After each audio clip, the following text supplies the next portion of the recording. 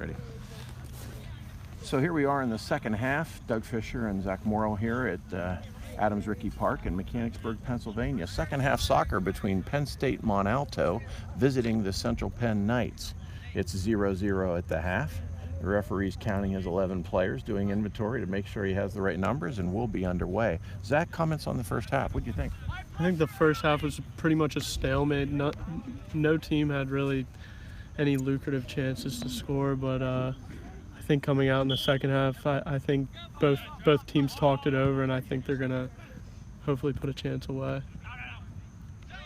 So Penn State's second pass in the second half is a direct ball on the ground right to the front, and it's picked off by the Central Penn defense and possessed out of the back. Central Penn continues to execute quality passes on the ground going down the left-hand side of the field, and they continue to maintain possession of the ball. Solis out on the sideline looking for options, continues to dribble. Zach Vargas on the sideline.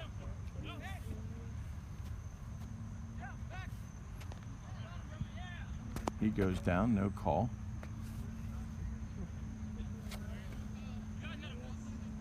Solis with the throw from the left sideline, throws it deep, and it's cleared by Penn State. That's a gift. So now Central Penn has a throw-in just about maybe 8-10 meters off the end line, which is a quality opportunity for the Knights. Derek Miller does have a rather long throw, so maybe they can create a chance out of this, maybe a flick to the back post or something. A tall Penn State defender intercepts that throw. Here comes, ooh, nice long shot. Trenton Bradley ran onto that ball. Nice low strike, but didn't get it clean, and an easy roller to the Penn State goalkeeper. Ooh, Barry misplays the clear, and it's Penn State coming in hard. Number 12 into the area, defended beautifully. Trenton Bradley again neutralizing an attack from Penn State, and in this particular case it was just Bradley because Barry had gone down, so it was 1v1, and he did a fine job against Penn State's number 12, Carter Felker. It's a corner kick for Penn State Mont Alto.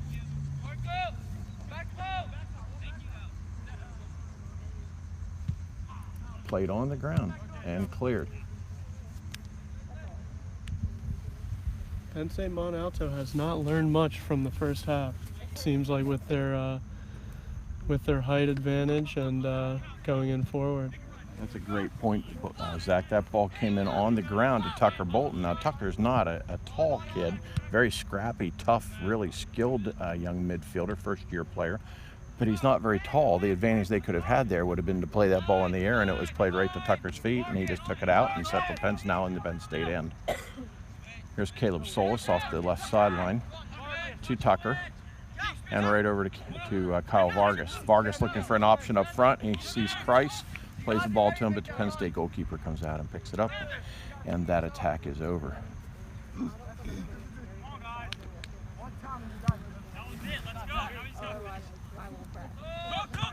Sophomore Austin Moore is the goalkeeper for Penn State.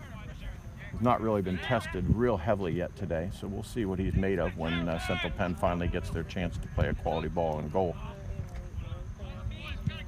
Hiles back in the game at forward, number 5 for Central Penn. Playing up top, of course. Oh, Central Penn just lost another ball in the area, but when it's played to the center to number 12, of course, Trenton Bradley is there to clear the ball, and Thorpe takes over with control for Central Penn.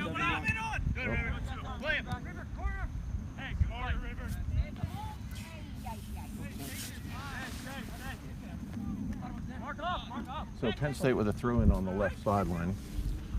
Number 21, River Terry, takes that throw. So Penn State is not playing with the exact same lineup they started the first half with.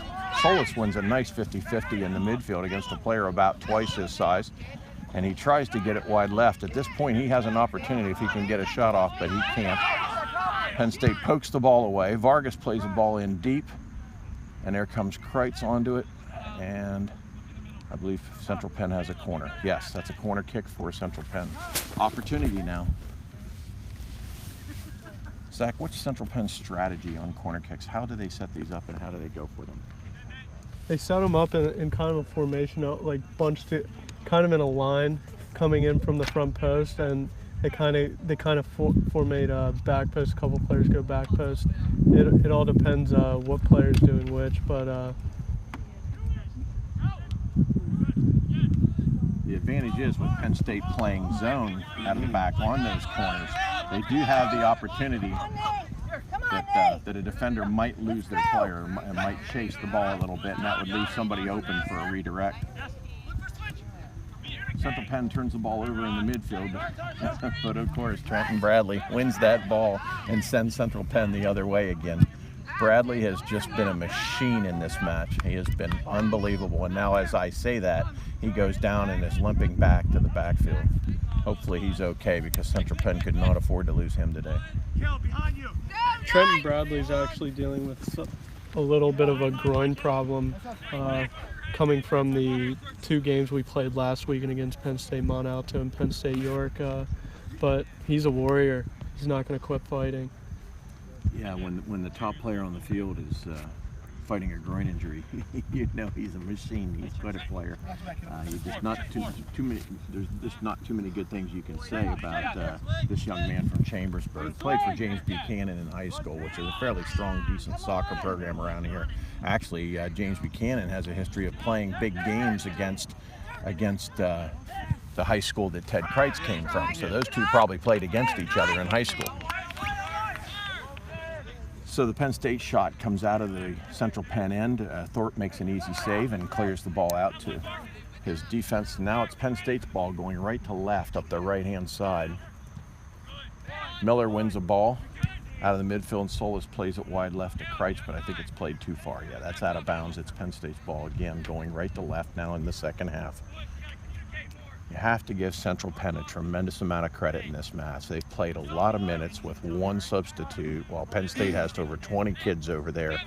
The Mont Alto team has tremendous depth, and Central Penn really has possessed the ball more effectively, really, than their opponent. And at the same time, Penn State might have had more opportunities, but I think Central Penn's had generally the better of play in terms of the quality play and the passing and possessing of the ball. A lot of credit to Coach Wise. Penn State has a breakaway. They're going in deep with number 21, and Barry chases that ball down, brings it out to the sideline. Oh, what great defense by Todd Barry. Tremendous defense by Todd Barry on the right sideline. Zach, you've played with him for 3 years, right? Yes, I have, and Todd's never been one to give up a tackle. He's not one to give up at all. He'll fight to the bitter end. Yeah, it's tremendously impressive. He's a senior, but he's 5'11", so he's not short, but 140 pounds wet at 5'11" is a fairly slight frame for soccer and the violence of college soccer, and he's just as tough as nails. So number 12 takes a go from the 18 against Central Penn and shoots the ball wildly well over the goal. So still no quality opportunities in the second half of this match.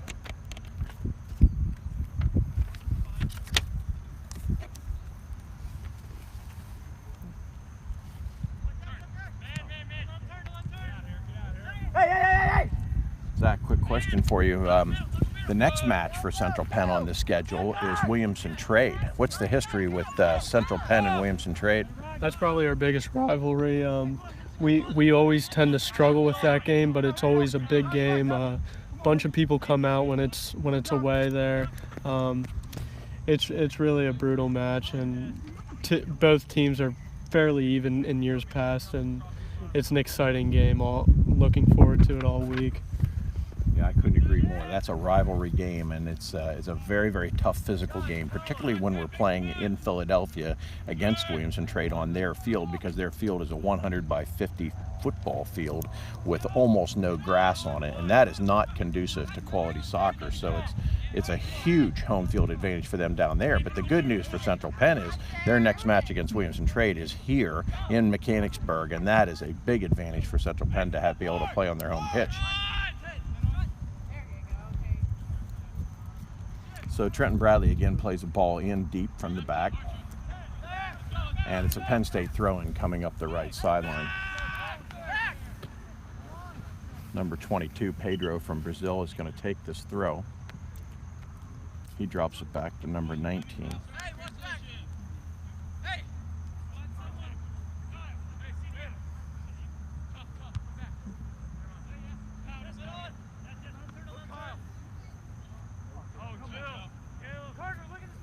So here comes Penn State out of their own end. Pedro plays the ball with his left foot to number 12 up front, who plays it wide. Number 4 has it out wide, kicks it off of Kreitz, and it's a corner kick for Penn State Mont Alto. Mont Alto campus is about, I'll say about 40 minutes south of Central Penn, so neither team has a long trip. Penn State, or Central Penn, was down at Mont Alto both days last weekend playing against Penn State Mont Alto and then against Penn State York on Mont Alto's on their pitch down at Mont Alto, and now today Penn State Mont Alto is up here in Mechanicsburg playing against Central Penn. So they're getting to know each other real well very early in the season. So Max Thorpe has the ball and Central Penn comes out of the back end. See what kind of leg Thorpe has coming out of here, or whether he chooses to possess the ball. It's a punt, lands at midfield, bounces to Heil, goes over his head, and it's Penn State ball again coming back the other way.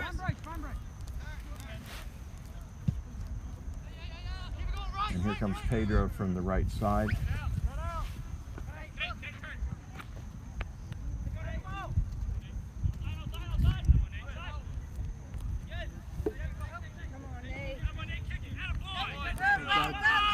Excellent clear by Philippe. Philippe had his hands full down there, tight on the end line. Penn State's number 7, Adrian Casey, had him 1v1 deep in, and Philippe played terrific defense. He was very patient. The thing that's hard there, Zach, for a first-year player is that he's in the area. If he kicks that guy in the leg and that guy yells and goes down, there's very likely going to be a penalty kick, and Penn State's going to be winning 1-0. But Nate Philippe showed poise there, controlled his emotions, and didn't commit a foul. There's a point-on shot by Penn State, and Thorpe makes a tremendous success. That's by far the best opportunity to score in the second half, and Max Thorpe comes up huge for Central Penn, making a terrific save and clearing the ball out. Great job by Thorpe.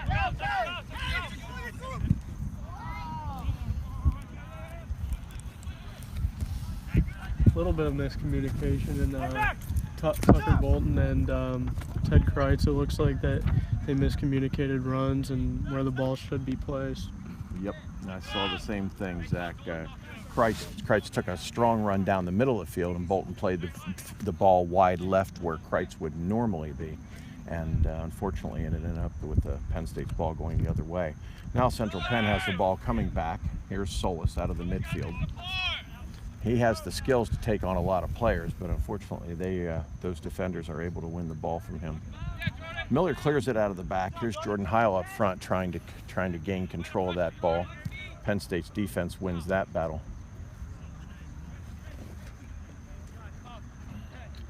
It'll be interesting to see how substitutions are handled in this half, Zach, because a player can enter twice. So now Penn State can go to their bench sooner if they choose to and still be able to bring that starter back into the game, correct?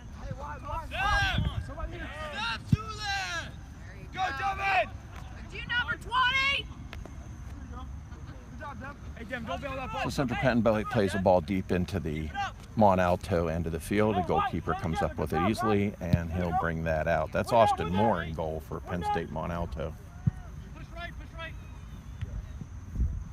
Penn State's penetrating. Pedro plays a very, very nice one-time ball high to the front. He plays it to number 21, who is River Terry. But again, Thorpe comes out and takes the ball away. And it's Central Penn's ball.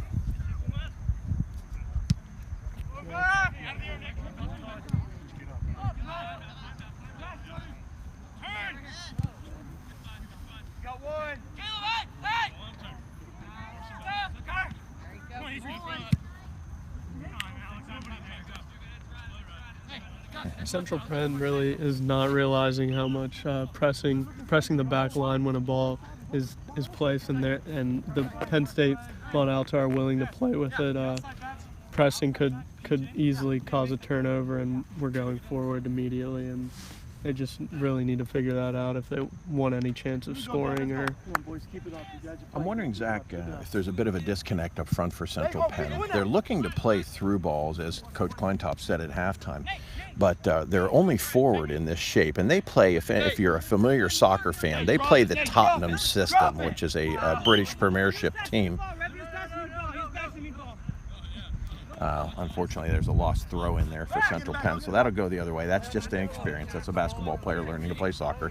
But what I was saying, Zach, is that there's a bit of a disconnect there in that we're looking to play through balls, but we don't have a forward up on their last defender. So when we do play a ball through, there's nobody really running onto it because Jordan Howell's more of a possession player than he is what I would call a through ball forward.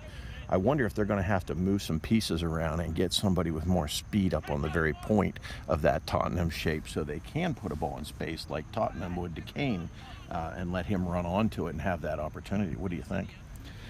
Yeah, definitely. It definitely doesn't surprise me that they're not able to make through balls. I mean, just being brutally honest, they just don't have much speed up top. And the way they're going to get through is short, small little passes. Jordan does a great job with holding the ball up and laying it off to someone. They just need to realize that and maybe have the center mid make a run through after the forward checks down and passes the ball. Yeah, well said, Zach. Jordan's more of what you call a target forward and not a run into space forward. You know, he's not a space guy, so it's just really hard to execute that strategy the way they're set up right now. I wonder if they might, if they could flip him and a Tucker or somebody and give themselves an opportunity to get a guy into space that could run onto that ball and put it in net. A little bit of confusion with the refereeing down there deep in the Penn State end, but as the referee sorts it out and gets the ball back under control, looks like somebody got booked. I didn't see the yellow, did you? Yeah, looks like Penn State took a yellow. Now the player that did get the yellow, they're going to have to be pretty cautious going forward. If they do get another yellow, that will lead to a red and get them sent out of the game. Right, so 2 yellows is a red. I believe that was Chapman, number 9, that took that yellow. So if he were to get a second yellow, as you said, Zach, that would be the end of the day for him. And they would play a man down for the remainder of the match, which could be a significant advantage for Central Penn. So as a coach, I can tell you the thing you do next is you start talking to that player. You start bumping that player a little harder. You work on him to see if you can get him angry enough that he'll do something that'll earn him a second yellow, which is his red, which will put him out of the match and give you a strategic advantage in the second half. So hopefully the player that comes up against him really works on him a little bit, and that's part of the game. That's part of the strategy of what you do. So here comes Penn State into the Central Penn end. They play a ball deep into the front. Now that player almost had to be offsides, but there was no flag went up, but I think the ball is because the ball didn't go to him. Now here comes Solis back down the right-hand side for Central Penn on a counterattack. There's again a lack of communication, Zach. Just another situation where a guy needed to know there was a defender there, and I don't know if that's fatigue or habit, but they just aren't letting their teammates know when there's a defender there to take a ball from him. Here comes a through ball from Penn State, but Thorpe's going to have no problem clearing that.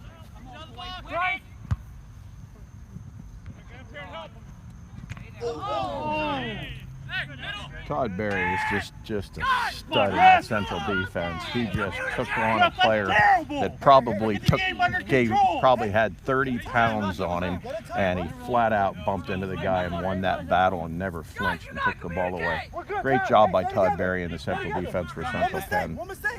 140-pound player that plays like he's 210. Hey guys, jab. Adrian towards the middle.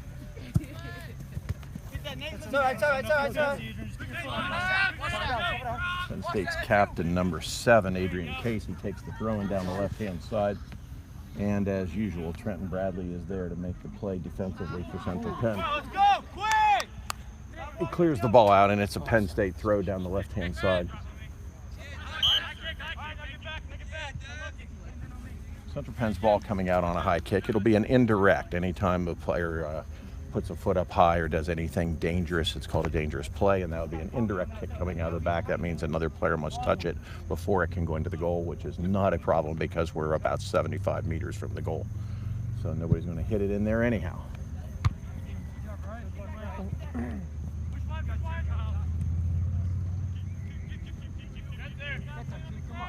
Thorpe again coming out of goal. I tell you, if he's done anything extremely well today, Zach, he has been very rangy, and he has just come out and won the ball constantly on those through balls played by Penn State Mont Alto. And you just have to give Max a tremendous amount of credit. You have to remember, this young man has never played goalkeeper, and the reason I know that is because until last year, he never played soccer.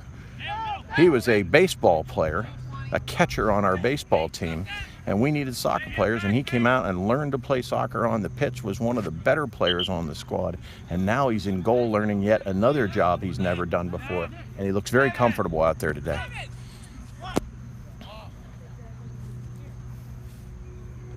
And something to say about Max Thorpe, he, being brutally honest, the only way you learn how to play goalkeeper is get time playing goalkeeper. There's no way you can learn in practice. You just need that experience to really understand. Lock him in! Lock it in there! Oh, interesting call by the referee. Central Penn is awarded a corner. We'll take it. That's a favorable call. So Caleb Solis will take that kick from the right-hand side, going in front of goal. Now, interestingly enough, Central Penn setting up differently. They have four players out from in front of the goal, wide to the right, and they're running a set piece where they're looping around off of that. And the ball falls on John Philippe's foot, but he's not able to control it, and here comes Penn State on the counterattack. And Todd Berry puts a quick work to that counterattack and sends the ball back the other way. And now a ball is played deep by Penn State, and Max Thorpe will be there to clear that ball with his foot just out of the area. Great decision making by Thorpe. Again, learning to play a position in the middle of the field is a very, very tough call. That's a big ask for a college athlete.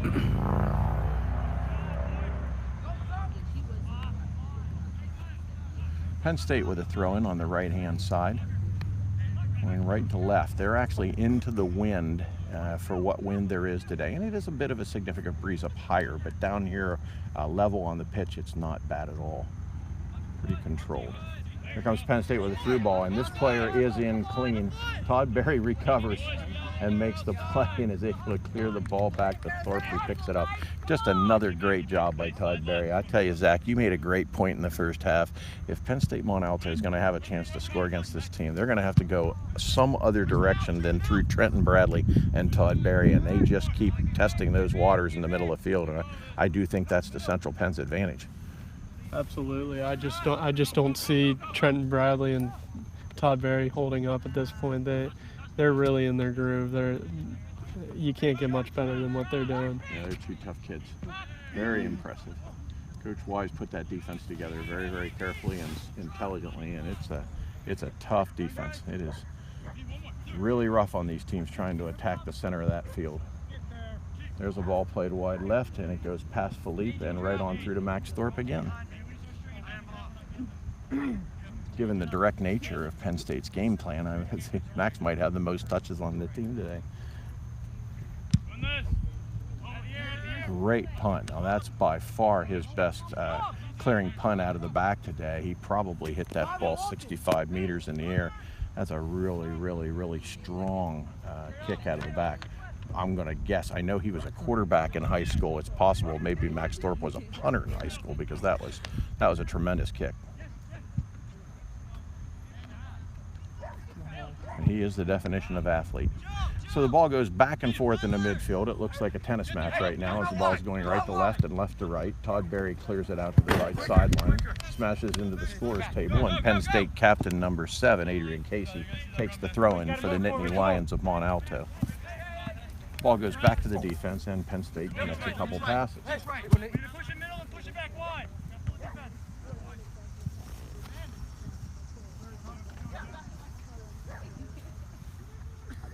Penn State plays the game, I would say, a lot like an American professional team.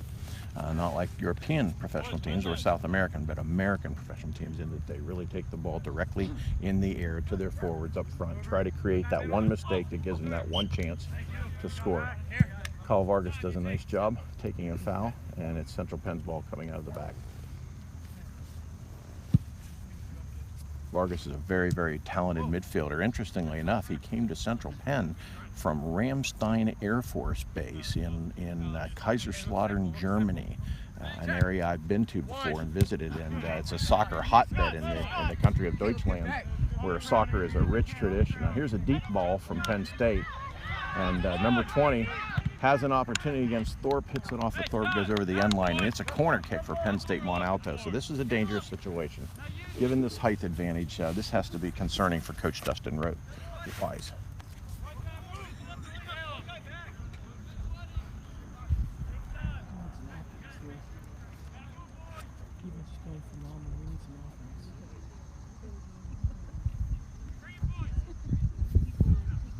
They still have not yet figured out they are taller than Central Penn. It blows my mind how they don't want to play the ball in the air. Yeah, corner kicks low makes no sense to me when you have a height advantage. I just don't get that either, Zach. I'm with you. I don't understand the strategy that Penn State's utilizing, but they're doing what they're doing, and now they're offsides, so it will be Central Penn ball coming out on a free kick, indirect out of the back.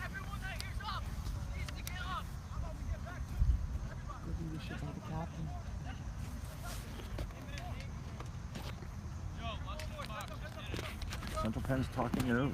They have to make their adjustments mid-game on the field, because it's not like they're going to do a lot of substituting. Now here comes Devin Kreis off the sideline. He's coming in, okay, so he's coming in up top, so that will give them a little bit more of stretch speed in the front. Perhaps they can get an opportunity to him. That's one of the, there's advantages and disadvantages to playing with one forward. The Tottenham system is very successful, and Tottenham wouldn't be using it and winning the games they do if it wasn't a successful system.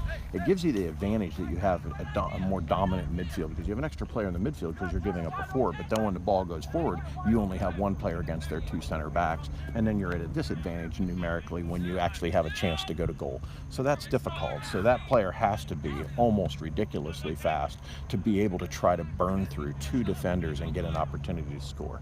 And that's what they're going to look for now in number 20, Devin Kreis, a first-year player coming out of the back for Central Penn. Now here comes Todd Berry on a run up the middle of the field. And Todd is not just a great central defender. He's a very, very good passing player as well. He could play midfield anytime. And there comes a wall pass right back to him from Solis.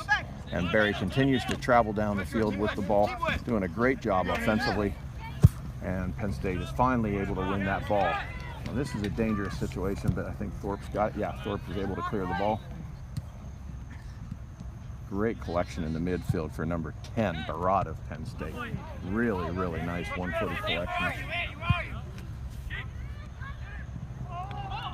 Oh, dangerous ball from the left side for Penn State Mont Alto, but Thorpe makes a tremendous play and a recovery. Once the ball did slip through his hand, he was able to pick it up again.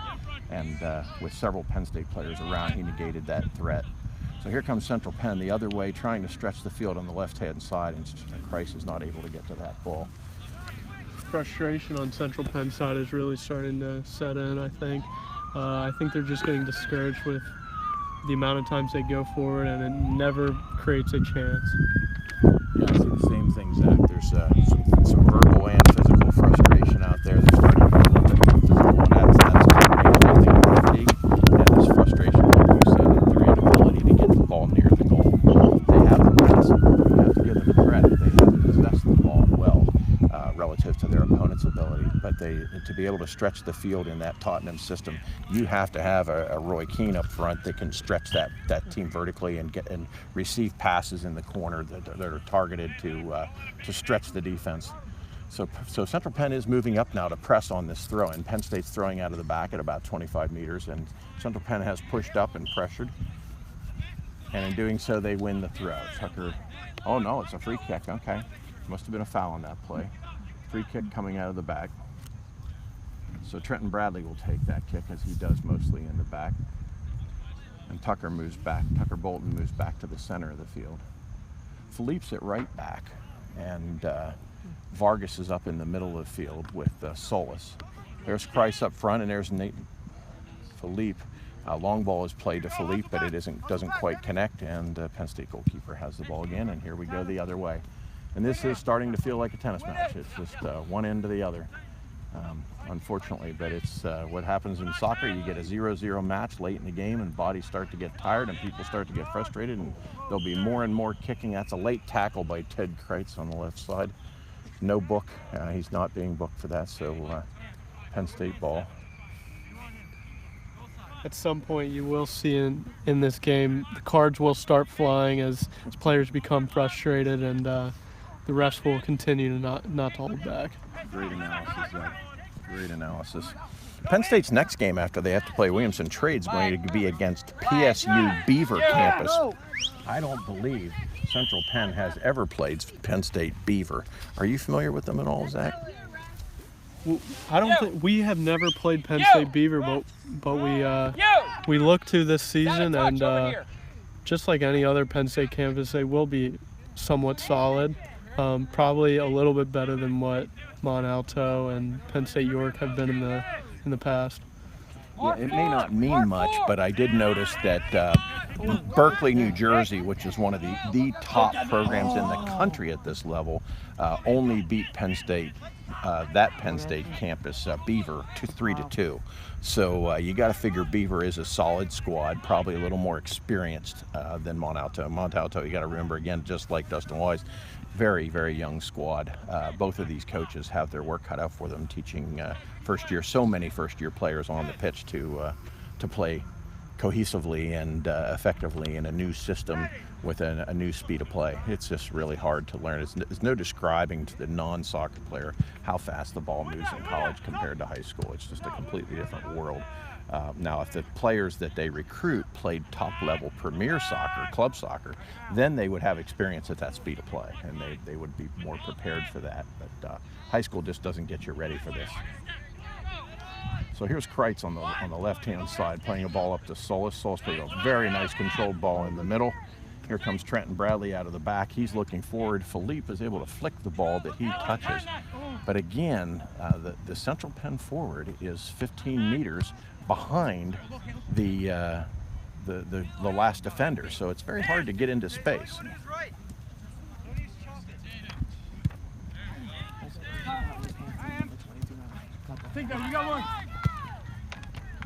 Here comes Penn State the other way with an opportunity. Number 20, Stanko Jr. has a ball played to him deep on the right side, but it's offside. He's not very happy with the call, but the AR certainly has a better view than he does, so it's a little hard to argue with those. When you're running full speed, you don't know if you're onside or not unless you are turned sideways. Central Penn really are dodging bullets here. I mean, Penn State Mont Alto has so many chances. They just keep sliding through with the hair to their chin, honestly.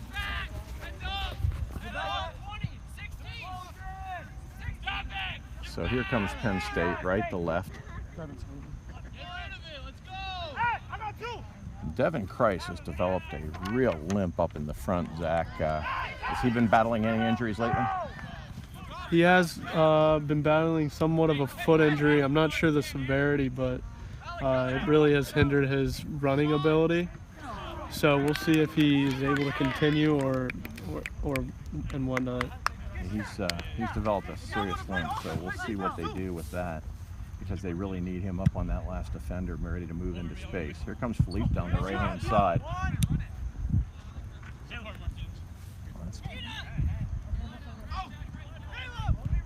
There's McClinton up front. He's onside, but he loses the touch, and it's Penn State Mont Alto again coming out of their back. It feels like a broken record. We go right to left, and we go left to right. It's appropriate that the Open's going on at this time because it feels almost as much like tennis as it does soccer. A little less passing, a little more running at this point. There's a dangerous ball played into the area for Penn State. They were looking for number 14, Tyler Shane. And again, Central Penn's central defenders negate the attack. Here comes Solis trying to dribble down the side of the field. And Penn State wards off the attack. Get there, Tyler, get there! Hey, enough, 11. Win that. Thank you, sir.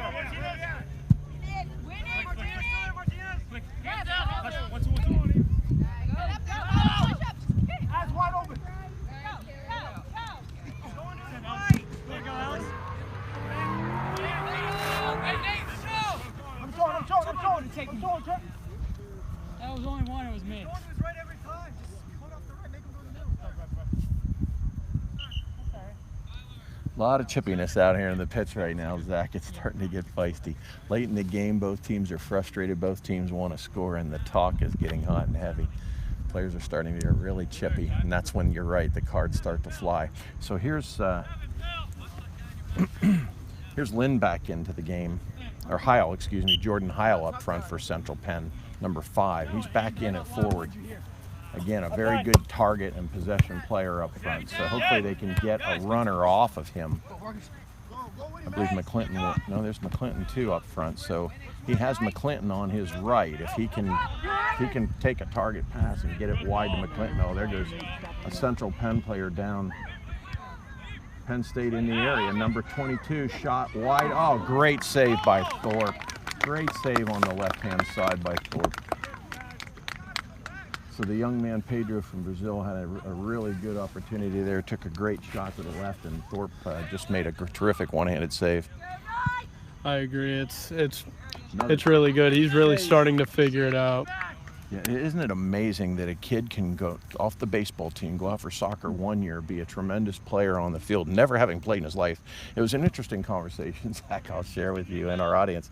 I asked him one day, how exactly do you get good at soccer instantly? I mean, that's unheard of. And the reason it's unheard of is because it's unnatural to do things with your feet. And if you're not sure what I'm talking about, try having dinner with your feet tonight. It doesn't go well, right? So it's unnatural to use your feet to do things. And he just goes out there and plays like a pro his first year. I said, how do you do it? He said, video games. He said, I play soccer video, I play FIFA all the time. He said, FIFA tells you exactly what to do. I just do what the players on the screen do. I said, my good Lord, you can learn to play a sport now from watching video games. And it's true. I mean, Major League Baseball players use video games. There's a great shot by Christ. Terrific hit by Christ coming off the right-hand side. I believe he may have hurt himself doing it. Yeah, I believe he is injured from taking that shot. Well, he's back up, so hopefully he'll be able to maintain. That did not look good the way he bent over after that shot. But it was a good hit on goal. The best opportunity of the second half for Central Penn for sure. And Penn State's had their chances as well. Here's the difference in the game is the depth, and Penn State just brought in 3 sets of fresh legs, something Central Penn can't do. So we'll see how Central Penn adapts to those fresh legs being on the field.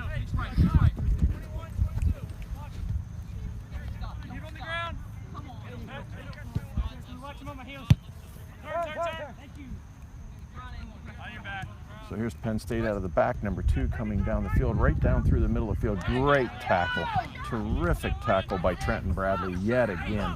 This number 6 is just a machine in the middle of Penn State's defense. Plays a great ball across the field to Christ. He's got Christ in space. Opportunity for Central Penn. He goes down hard, no call. Ball comes out on Penn State's foot. That was a questionable situation. Could have been a penalty kick, might not have been. It was really more or less shoulder-to-shoulder contact. I didn't see anything in the way of grabbing, but it was certainly a violent hit. What do you think, Zach? I think it was questionable. I think the only thing holding the refs back is that it's a 0-0 score line. So expand on that a minute. If you're a referee, how do you feel about that? You're saying that you don't want to be the person that decides the game? Yeah, you really don't want to be the person that decides the game. You want the teams to kind of decide that on their own, and nobody wants a PK, a penalty kick to decide the match, that's for sure. Interesting perspective, Zach. Thank you. Very interesting. So both teams need this game. They both need a win in this game. I'm sure they would both take a draw. But Central Penn really doesn't want to draw because they're fatigued and they're overmanned in terms of the number of bodies on each sideline. So I'm sure Central Penn desperately wants this game to end in regulation. Here's Miller with a free kick from the left-hand side. It squirts through the defense, but Central Penn is not able to pick it up and have a shot off of it. Vargas does recover to clear the ball. And oh, here comes Penn State on a counter. They have 3v1. 3v2 if Barnhart can recover. Oh, wow, look at the speed of Philippe getting back on the left-hand side. And Todd Berry clears the ball. I'll tell you what, we have to give a tremendous nod of credit there to a young man named Nate John Philippe. His hustle down the left-hand side, as I say, he's deceptively fast. It's late in the game. He's been on the pitch the entire game. and he came back down that left-hand side. He was probably 20 meters behind his mark, and he found him, tracked him down, caught up to him, and defended him, and took their real scoring opportunity away from him and allowed Todd Berry to clear that ball out of the front. Really terrific hustle. Big play for the Central Penn Knights. And there's Berry again with another clear.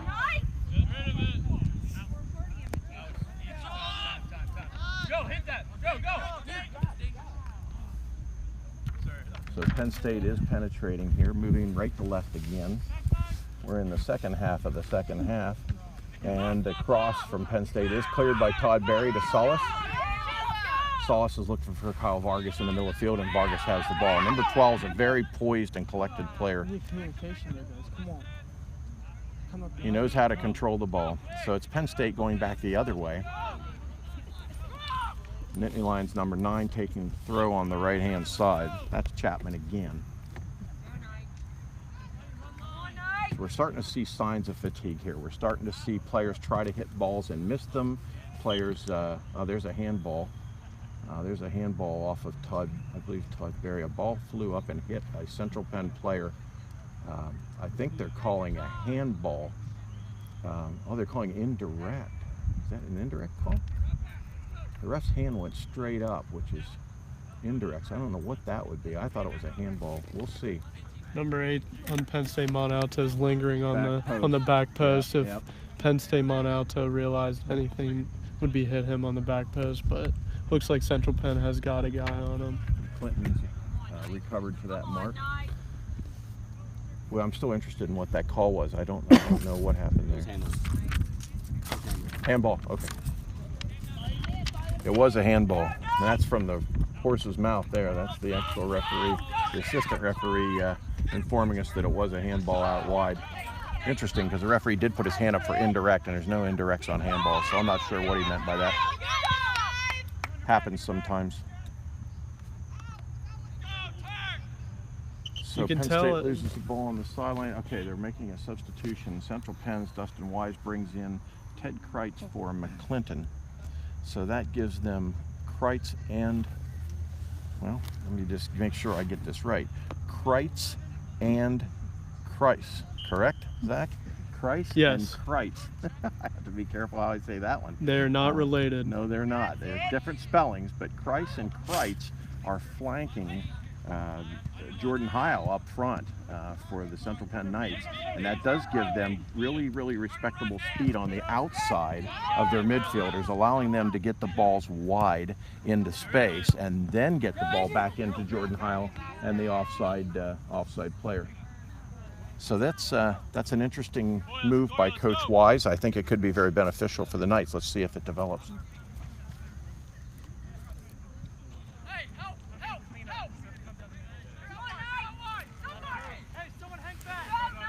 So, corner kick for Penn State Mont Alto. Cleared by Bradley.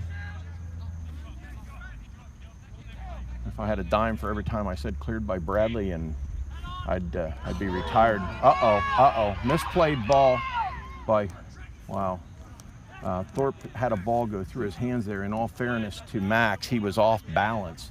And when he got bumped off balance, the ball went through his hands and became a really dangerous situation in front of the Central Penn goal. Fortunately, it was able to be cleared. So here's Pedro out wide for PSU. And they play a ball through low again, Zach. Your point still stands. Penn State continues to play low balls to tall players. And it has not panned out for them. So I guess that's a gift they give to Central Penn today. Yeah, it's almost like it's a disadvantage for Penn State Mont Alto to have some type of corner kick or a free kick inside the offensive third. Very strange. Some sound passing here between Vargas and Solis in the midfield, and it ends up being given away. Penn State's number 9 comes out of the defense, and here's Pedro at midfield coming forward, and Bolton puts a hit on him. 50-50 with a nice thud, and he's only about half his size too. Great job by Tucker. Oh, there's a foul by Tucker Bolton. So the ball's out wide. It's real close to the touchline on the right-hand side. Penn State with a free kick, and I think we can officially see some fatigue in the way of Central Penn. I mean, we're really seeing some tired legs out there, so it's starting to become a factor. What number is There's that? only about a minute left in regulation. 4. There's only about a minute left in regulation, from my understanding. So if that's the case, then Penn State would, or Central Penn would get a rest soon and a chance to get some water in them and help their muscles recover a little bit, so they can go into extra time. Here's Penn State with that free kick from the side, and they play it high, and it's still cleared. And again, Trenton Bradley. Jordan Heil plays the ball wide, and it's out of bounds. Throw in for Penn State. And that's going to be a booking. The fans are definitely getting rowdy here at Adams Rickey Park. So Zach, what happened on that play? What did Solis do there? What happened with Caleb? He was kind of playing some antics, maybe getting into the other opponent's head. It's a tactic that a lot of players, maybe of Caleb's size, does to get the edge on maybe a bigger and taller player. Interestingly enough, he has frustrated their left back and their left midfielder throughout much of the second half, and he's had them a little bit out of their game, talking to each other about how to deal with him, and that's fascinating that a player of that nature can do that. What's interesting to me about Caleb Solis is where he comes from. You don't get a lot of players in Enola, Pennsylvania that come from Franklinton, Louisiana. We got a young man coming the whole way from Franklinton. Do you know any of the history of how we ended up with him? Zach, do you know any of the history of how we recruited him? We got him from pretty much Dustin Wise recruiting him and getting him to come here. I mean, I'm sure he would have never known about such a small college like Central Penn, but I think Dustin Wise really is the one to take the credit for that. That's terrific. Good job by Coach Wise, because he sure brought in a great player. He's really a tremendous asset on the pitch, and he is small. I mean, Caleb is not a large player, but he is a mighty player, and he's played very, very effectively today. You can't say enough about the middle of the field, the presence in the middle of the field for Central Penn. The 2 central defenders, the 2 central midfielders have all 4 been just absolutely rocks in the middle of the field. Vargas and Solis passing the ball, and Bolton and Todd Berry in the back, just tremendous presence. So I don't think Dustin Wise could be more happy with the result so far, other than the fact that he just needs that one opportunity, that one quality shot on frame, where Central Penn could get that one goal and end this thing, because otherwise, I mean, he's had at least equal play against Penn State Mont Alto with half as many players.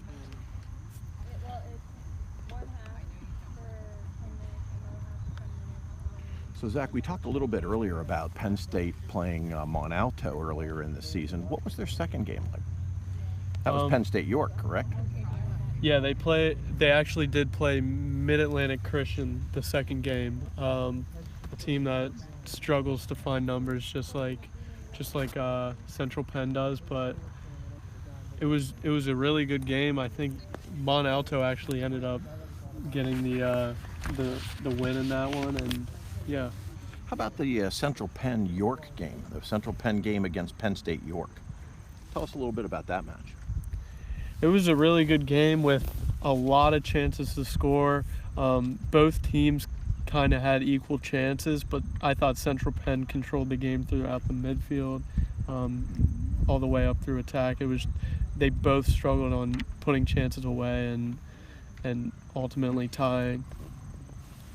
No score, correct? 0-0? Yes, 0-0. Yeah. Interestingly enough, your theory is supported. You said Central Penn had the better of play in the midfield. Would you believe that the stat sheet shows that Central Penn had 22 shots to 8 for Penn State York, and yet failed to put 1 of 22 shots away, and therefore the game ended up in a stalemate of 0-0 after 2 bouts of extra time, correct?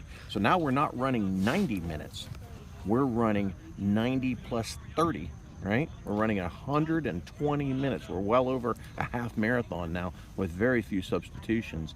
That might be frustration, but at the same time, it shows that Coach Wise has his team fit and he has them ready to battle to the very end, one way or another. Yeah, they're definitely not going to give up this late in the game. I just think someone needs to step up and put a chance away. It doesn't really matter who. Yeah, I think it would be really interesting at this point. Now, it's easy for me to play armchair quarterback because I'm sitting over here in a chair, not trying to manage a roster of 12 players. But it would be really interesting at this point, from my perspective, to see Central Penn put a very, very quick player right up on the point in the front and see if they could get that player into space one time and create that opportunity. Just knock balls forward like they've been, but see if they can get a guy up there that can actually get through those Central defenders from York and burn them and actually get that one quality shot on goal. Because I believe Central Penn can do it if they can get that opportunity. So here comes Central Penn. We're left to right. We're now in what's called extra time. And most Americans know that as overtime in our American sports, but in the game of football or soccer, it's called extra time. And we'll do probably 2 rounds of extra time. I'm not sure if they're playing golden goal rules or if they're playing full extra time. Are you, Zach? Yeah, it's golden goal rules. So basically what that means is whatever team scores first is the team that wins. It's over. They don't get a chance to, the other team doesn't get a chance to come back. And so it's still when the goal is scored, the game ends. That's good. Okay. I didn't know if that had changed or not, but that's good. Well, that would be a big plus. It would be really special to see Central Penn get their first win out here today.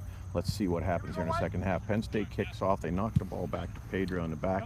And here we go. They're knocking the ball around in the back.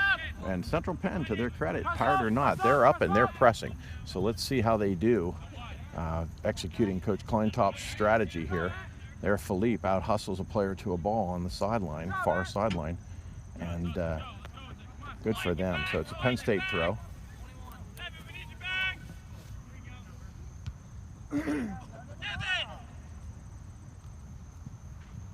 Max Thorpe with a lot of communication out of the back, working his players, trying to encourage them to get back on defense, which is good leadership. He's a captain, and that's why. Second-year player, but second year ever playing the game. Really tremendous accomplishment. So here comes a ball out of the back from Solis. It's won by Penn State in the midfield, and back they go the other way. Number 7, Adrian Casey, has the ball. He plays it wide to number 21, River Terry. Penn State comes in. Terry takes a low shot from the left-hand side. Central Penn with 4 defenders in the area, and Thorpe makes an easy save low. So Max Thorpe brings the ball out towards the 18, ready to clear.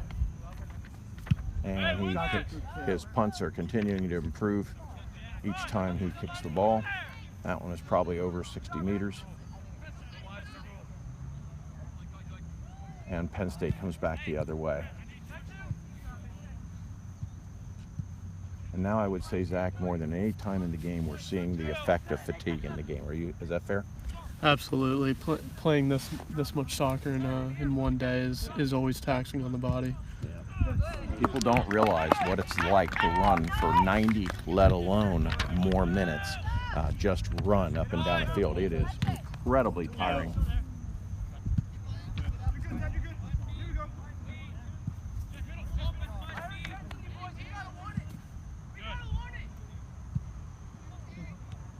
So some battling back and forth in the midfield. Not one person has left this field. Every fan is here hoping that their team can pull out a victory. I don't think anybody wants to have back-to-back 0-0 matches. That's one of the American complaints about soccer, is there's not enough goals scored. This is bad publicity for the sport, seeing such a continuous stalemate. It'll be interesting to see if Coach Wise does something different with his scenario. I see Kyle Vargas up top, Zach. Are you seeing what I'm seeing? Yeah, definitely. I think it's a smart move. He has a lot of speed. Oh, I like it. If Kyle Vargas is up on that point, he has a chance to score that goal. Really interesting move by Coach Dustin Wise, first-year coach at this level. Really interesting putting him up there. Now, Zach, you know what I'm thinking. You know what Kyle Vargas did twice last year, right? He scored 2 game winners. 2 game winners, yeah. Talk about it a little. He has a nose for the goal, and I think if he gets a good chance, I don't think he's going to let it slide. I think he's going to put it away.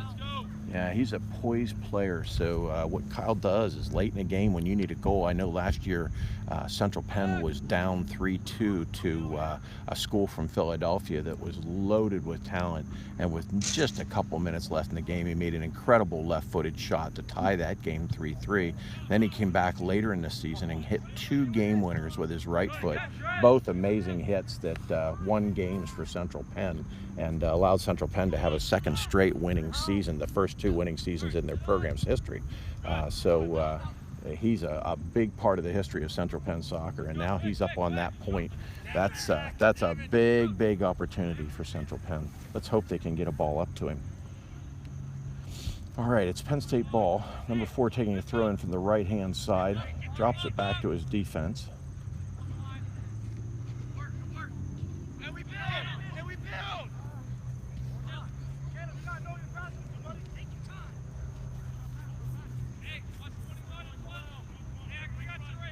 Penn State throw again on the right side. Anthony McClinton in the area.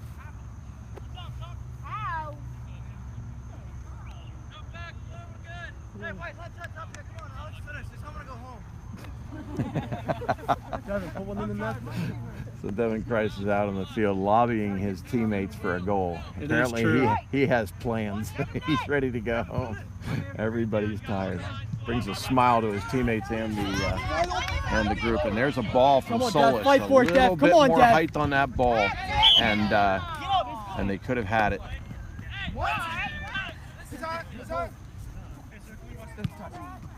I'll say a foul on Christ. We're going the other way. Penn State out of their back left. Number 3, McCardell, a player we haven't seen a whole lot of in this game. At least we haven't had to call his name. Plays the ball out of the back. Of course, cleared by Bolton. To McClinton, who tries to head it to Kreitz, but it doesn't connect. And here comes Penn State again. Ready. Uh-oh, wide open player, back post, number 7, and he shoots it high. Left-footed shot, and he puts the ball high over the net. That was a very dangerous situation for Central Penn. Their right mid was not able to track back on the Penn State player, number 7. That's Adrian Casey, and unfortunately had a wide open shot at about 12 meters. Fortunately, it was a pretty tough angle, and when he used his left foot, the shot failed and went higher. Yeah, he definitely deserved more for himself. That's a great way of putting it, Zach. I love the way you hold yourself accountable. That's why you're a great player.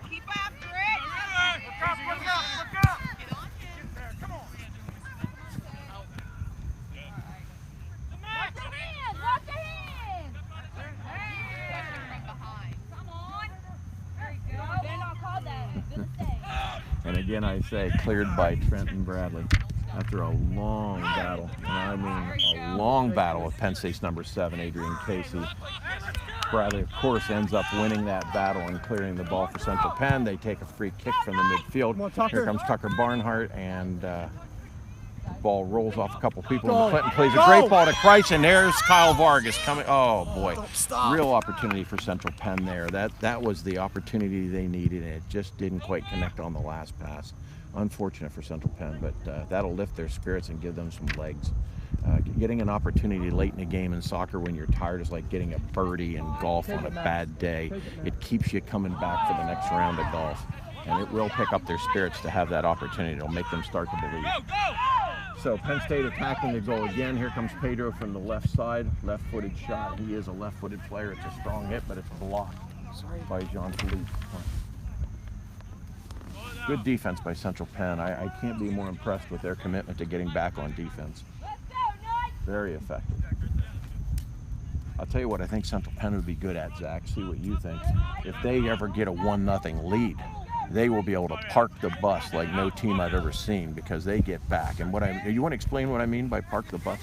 Absolutely. Parking the bus basically means have everybody on the field drop back on defense, kind of giving the opposition really no hope to score, having every defender locked in on defending. So another shot for Penn State, but it goes wide left. Another left-footed shot by a right-footed player. And Central Penn comes out of the back. There's a ball to Bolton. And Bradley clears it out of the back to Kreitz. Ted's definitely tired. There's a tired set of legs out there. Here comes McClinton. He's hustling. Come on, Anthony guys. McClinton, a fresh set of legs out there. He's probably only played half this game. He's a player that might be able to make a difference. He doesn't have a lot of experience. He's a basketball player, correct, Zach? Yes. So a lot of these kids come out from the basketball team to really help themselves get in shape. But it's amazing how athletic they are and how they're able to learn the game of soccer and contribute significantly. And this has been going on at Central Penn for years. I remember a young man by the name of Dalen Davis and Joel Zola also coming from the basketball team 2 years ago and hopping on our soccer team and making a significant difference.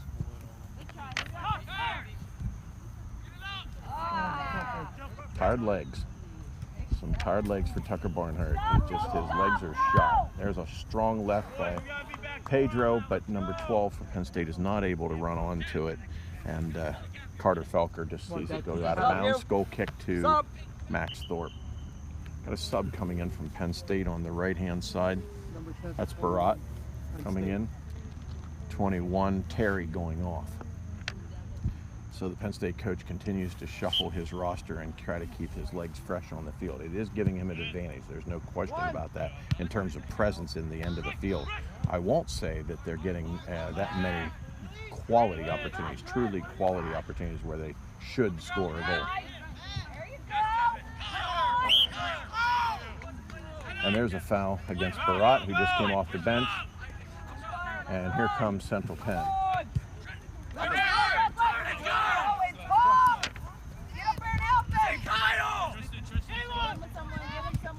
There you go. So now they have that opportunity. But the ball from the right side is to the goalkeeper, not to Kyle Vargas. And if that would have fallen on Kyle Vargas's feet, I think this match would be over. Instead, we're going to a second set of extra time. So we will now take another short break, about 5 minutes, and we'll go to the next set of overtime. Break.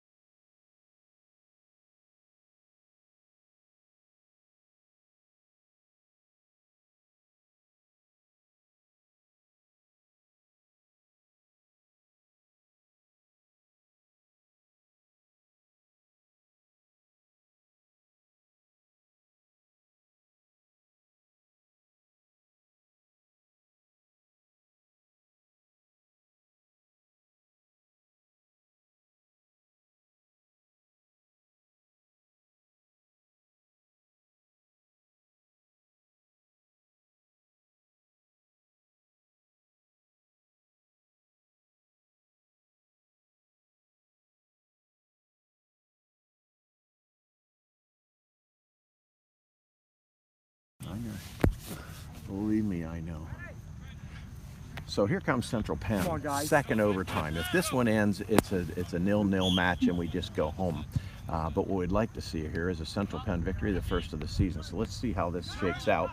Right now, Dustin Wise, the coach for Central Penn, has come out with his normal defense. He's got Miller on the left, Barry and Bradley in the center. There's a through ball, and a very dangerous through ball. Penn State with 2 players deep, but it fails because Thorpe comes off his line well and wins that ball. Nice touch from Solis to Kyle Vargas. There you go, Tucker. Here comes Tucker Barnhart down the middle of the field after winning a ball. He gets dumped, but the ball stays on Kreis's foot. He plays it to Vargas in the right-hand corner. And here comes Vargas with a low ball, and it's deflected, and Penn State takes over. They're coming out of their back now with fresh legs, and here they come back to the center of the field. Number 7 again with the ball. This captain's hardly been off the pitch. And Central Penn makes a win, avoids a slide tackle. Here's Kyle Vargas in the middle of the field.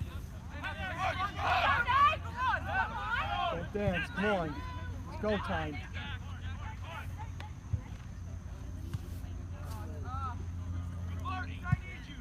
So the ball's played up front, and it just does not succeed in this particular case, but Central Penn's able to win the ball back at midfield.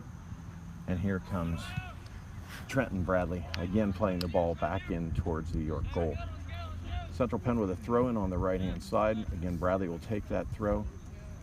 Now, with Philippe's speed, he should be able to stretch this defense and give Bradley an opportunity to throw this ball a little bit deep. I guess he's going to stay back and cover for him. Central Penn, tired legs, tired legs. There's just not a lot left in the tank of some of these young men's legs. And they're a fit team, and you have to give them credit. They're very fit. It's just the numbers are not good.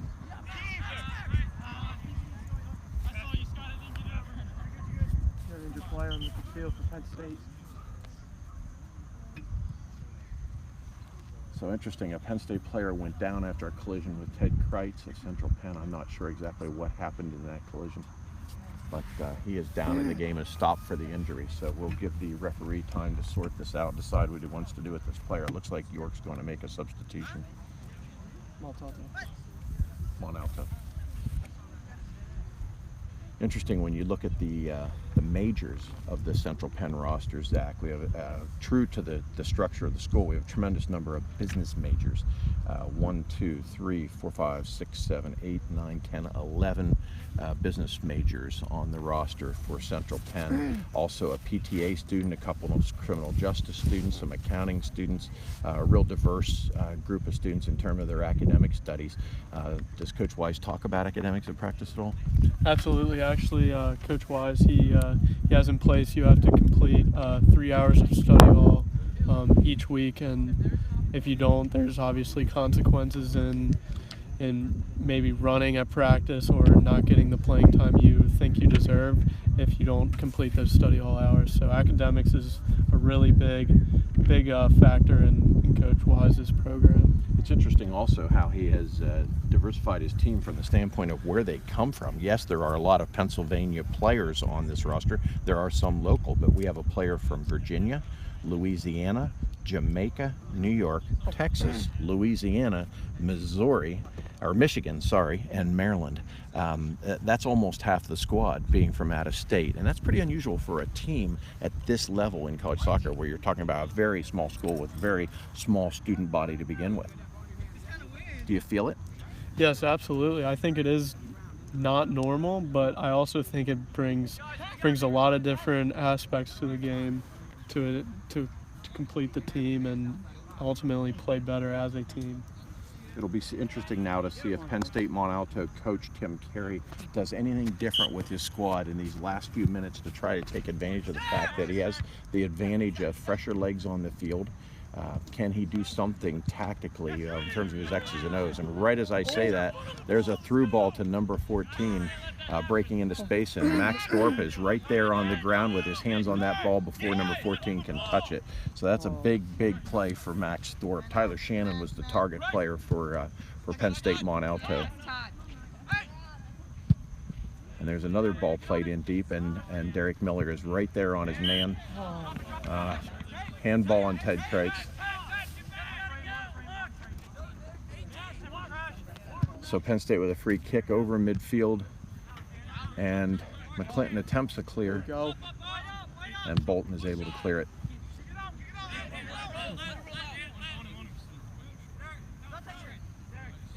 All right, so here's a throw in for Central Penn coming out of the back, and here's a substitution as well. Number 5, Jordan Heil, is coming off the bench for Central Penn for McClinton. Now McClinton was playing on the left-hand side, so I'm not sure if Heil will go up top or if he'll go out to the left-hand side where McClinton was. It looks like Kyle's going to stay at the top of the formation and play up top like he has been all day.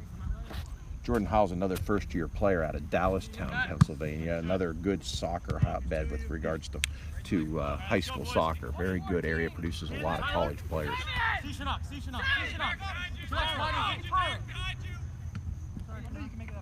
Penn State with a throw-in down the sideline. It's getting really physical.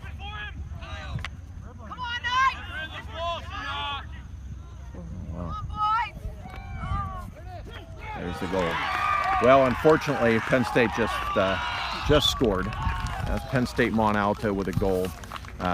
You have to give them credit for it. They wove through 3 defenders on the right-hand side, played a low, what we call zinger, a ball on the ground, right through the goal area. No defender was able to react to it, and an open Penn State player on the back post was able to finish it into the net.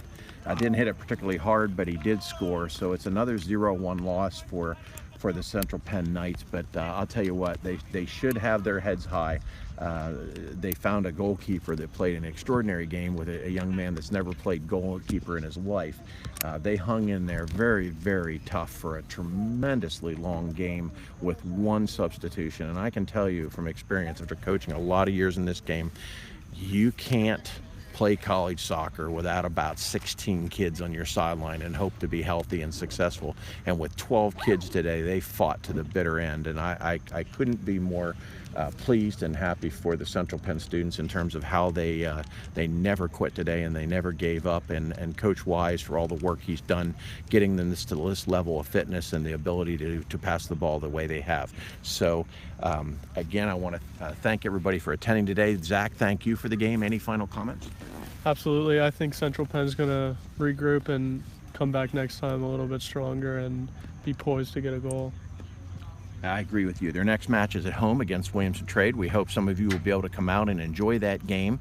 And again, this is Doug Fisher and Zach Morrill, and also Professor Paul Miller from the Nightly News at Central Penn College, our producer. And on behalf of all 3 of us, I want to thank you for listening to this match. Hope it's been enlightening and enjoyable for you. And we look forward to hearing about night soccer again, because we have 5 more broadcasts yet this season. So thank you for attending.